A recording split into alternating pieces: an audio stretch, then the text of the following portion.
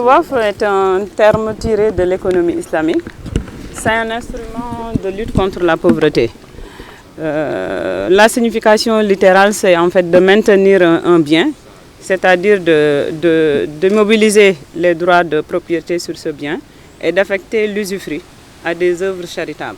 Je dois rappeler que notre pays s'est engagé dans la promotion et le développement du WAF au regard de son potentiel de développement socio-économique. Parce que l'objectif du WAF, c'est d'aider les populations démunies, c'est d'améliorer le bien-être des populations donc démunies. Et sous ce rapport, le Sénégal, notre pays, est engagé dans une politique de réduction des inégalités sociales, d'organisation de la solidarité nationale, d'amélioration de l'offre de services sociaux comme l'éducation, dans le secteur de l'éducation, de la santé et dans tous les secteurs sociaux.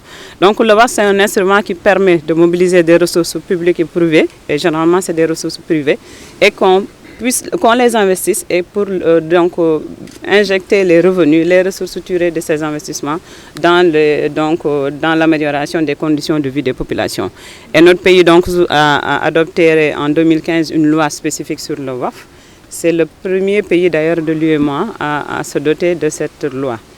Ensuite, les autorités ont créé la haute autorité du WAF, qui a pour mission de gérer donc, les WAF publics qui seront créés par l'État ou avec les partenaires, de contrôler et de superviser aussi les autres types de WAF qui sont des WAF privés, c'est-à-dire des WAF qui sont destinés à des membres de la famille du donateur, ou bien des WAF d'intérêt public qui sont créés par des privés et qui sont destinés un peu à aider les populations.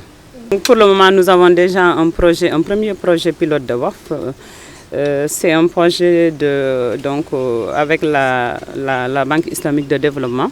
Un complexe immobilier va être érigé. Et donc les revenus locatifs tirés de ce complexe vont servir à appuyer les daara modernes. Donc ça va être, pour le moment, donc, on a ce premier projet de WAF public destiné aux écoles coraniques, aux daara modernes. Ensuite, au niveau de la haute autorité, nous avons l'ambition, dans notre plan d'action en tout cas, de pouvoir développer un certain nombre de projets de WAF public dans les secteurs sociaux. C'est vrai que les besoins sont énormes au niveau de ces secteurs. Si vous prenez le secteur de l'éducation, les besoins sont énormes.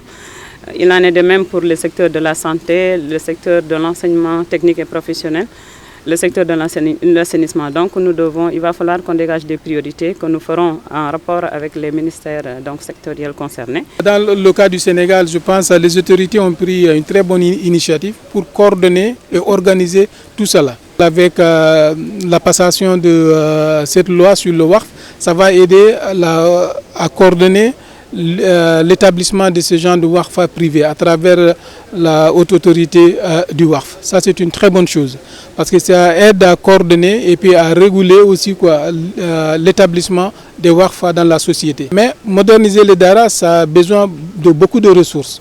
Comment on peut s'assurer que les daara vont continuer à avoir des ressources venant de l'État d'une manière continue? Ce n'est pas évident. Donc c'est pas évident. Donc avec la BID, il a été proposé de construire un immeuble ici à Dakar, qui sera mis en location par exemple, des bureaux, des appartements, etc. Et puis les revenus collectés de cet immeuble vont servir maintenant à financer les opérations de daara moderne.